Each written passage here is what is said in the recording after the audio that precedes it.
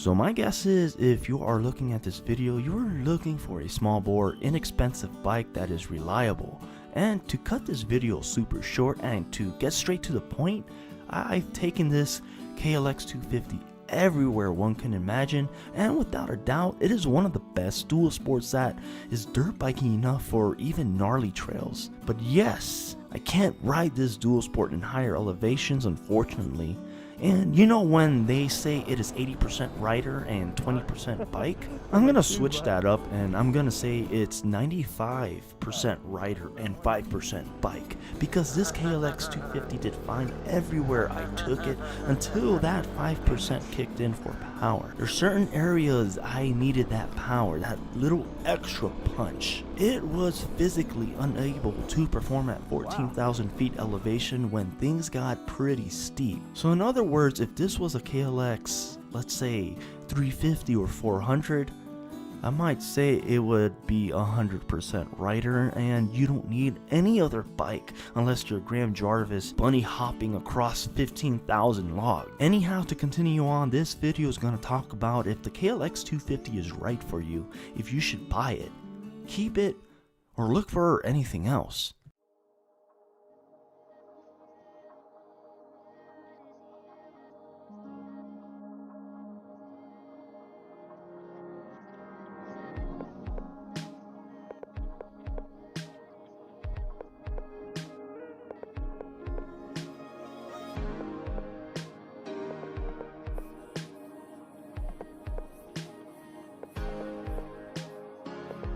Now, is this KLX250 for you? Say you have been riding dual sports for a very long time. You don't care much about going fast or getting up to speed quickly. You are a super chilled rider, and honestly, you don't care about doing tough obstacles. You only want to stick to easy single track, quote unquote easy, because all single tracks are difficult but by design, but let's just say flowy, and you just want to trickle up things and take your time on the trail. I would say yes, this KLX250 is perfect for you. Now honestly, when people say the KLX250 is too heavy for trail riding, I mean come on, no it's not. I've owned this KLX250 for a year. I also have a 2-stroke and it feels fine, it feels planted.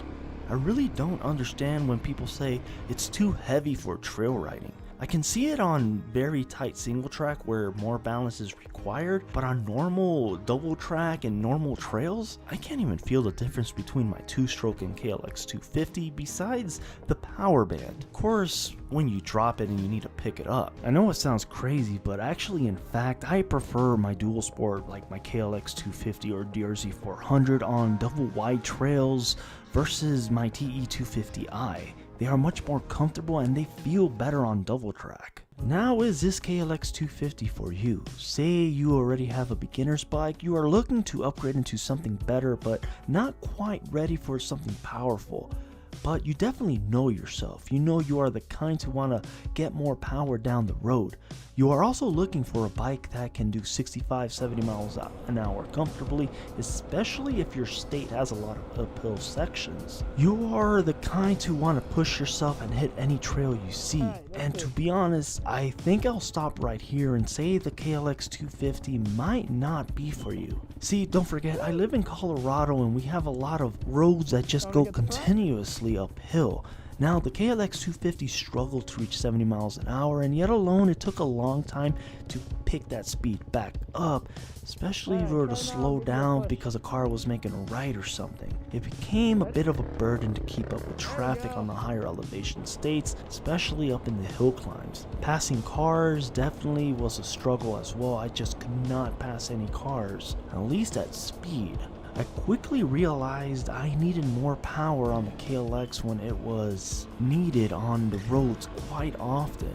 Hence, if this is the case, you are the kind to, let's say, want to challenge yourself on tough obstacles, but you're still on that new rider phase. But you know eventually you want to challenge yourself on tougher obstacles, steep hill climbs, and you know you have a bunch of that stuff around. Perfect example is, say you want to go to Moab, but a big concern on the power, because to be honest, certain trails on Moab, I don't think I would have brought the KLX250 just because I was not confident on the power. And if it were to stall out or just not have enough kick to climb some of these crazy hill climbs, I probably would have gotten seriously hurt. Now, is this KLX250 for you? Say you have an old beat up dirt bike or dual sport and looking for something new, but you already know you are just a chugger type. You plan on hitting the streets to get to your trails, but really you won't be going past 60 miles an hour, and yet alone you don't care much about speed.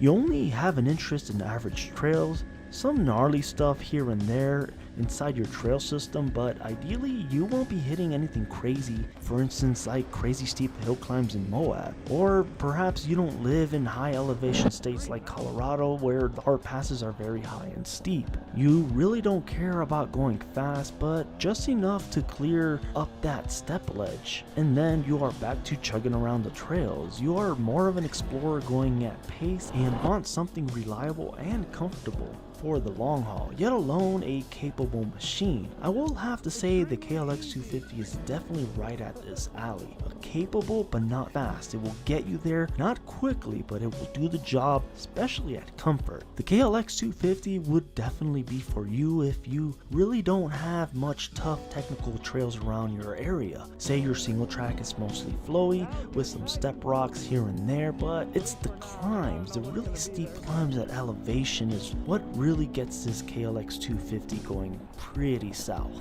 Now this is exactly what the KLX250 is for. Capable, it's proven, can be fast on flat dirt roads, can do single track, and the kind of bike that you just leave dirty for a year straight because it won't give you any issues. Now how about for myself? As for myself, I have to be honest, I can say this KLX250 could have been the right bike for me if it had bigger, stronger engine for the more crazier, gnarly stuff where power is definitely needed. And yes, a lot has to do with elevation and the steep climbs around our passes at 14,000 feet. But there are certain trails I won't bring this KLX250 on. See, for myself, I like challenging myself. I like doing really gnarly stuff. I like doing hill climbs. I just want to have the power ready. For instance, certain single tracks off of Moab where it just gets crazy steep. And I don't trust the power of the KLX250, but then again, if this was a 350 or 400, in all honesty, this would have been my do-it-all bike. I would have never gotten a 2-stroke or a 701 for exploring. The DRZ comes pretty close, but sadly I don't want to spend an hour getting the jetting right just to go to Moab or Idaho or another high mountain trail. The 6th gear would have been ideal for a true dual sport and tougher off-roader, because when you have the DRZ 400 geared at 1350, its top speed is 50-55 miles an hour screaming. But with the KLX250 on the 6th gear, geared at 1350, it does better on the road than the DRZ 400, believe it or not, just without the power. Anyhow, I hope you guys liked this video. Subscribe, hit that bell button, watch me grow in the dirt bike and dual sport world, and I'll catch you guys on my next video.